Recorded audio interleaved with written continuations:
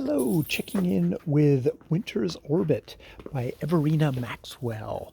And I'm up to chapter 10,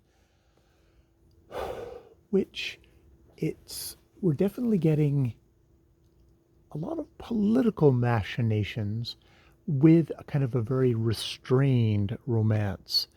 Count Janine, Janin, Janine is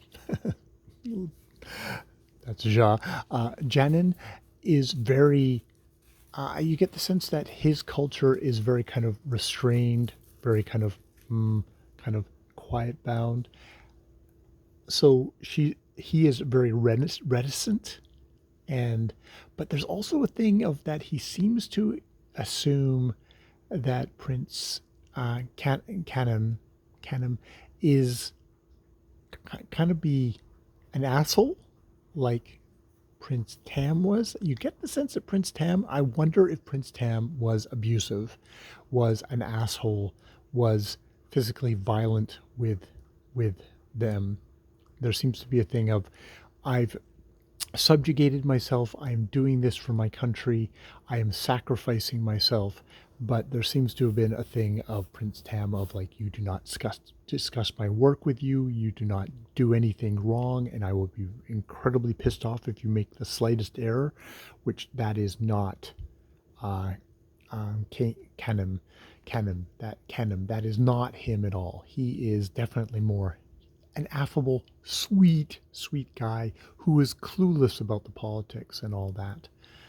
Um, the politics are definitely murky at this point. I'm far more in the Prince canon side of things. Of like, I'm not quite sure what's going on. Janin has been cut off from his family. He's and they seem to think he's ghosted them. But what's actually happened is the security force has revoked his security clearance, so he hasn't been able to talk with anybody. And he seems to be kind of honor bound to respect the wishes of the palace and be a goodwill diplomat here, um, which is completely, he seems to be considered kind of a traitor to his planet, to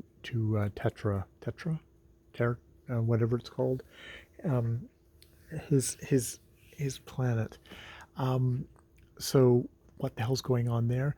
Prince Tam seems to have been murdered, and they're trying to cover it up. That the monitor's thing of like, he's been murdered, or there's a suspicion he's been murdered, therefore this marriage isn't actually valid, and we're not going to accept it, and that could fuck up the treaty stuff. And it's like, are there various factions who want this to fail? Are they people who on both sides, on the Ixans or the Tetras or the Resolution people? There's all these competing forces here. Like, we're not quite sure who. Very much, this does seem to be a colonizer, uh, col- colonizer.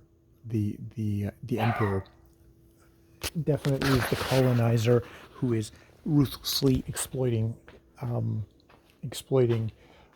the the goods, the resources, especially something that Prince Tam seems to have been a chief officer in trying to this Kingfisher project, and things were not going well. And you wonder if this has been actually the colony has been resisting, that there's been sabotage, and that this might be a part of all of that, which is why the emperor at the beginning says, "Oh, and we might end up putting them back to being a protectorate or territory or something like that," which is basically a lawless thing where a military dictatorship happens, and you are probably ruthlessly subjugated and have lost. They would lose all their rights. There's the sense that they've definitely gone along with stuff and agreed, been very amicable, so that they could become a junior member of this planetary alliance of the Emperor, the seventh and the lowliest, but given good terms and not as ruthlessly suppressed and squashed. So it's interesting that way.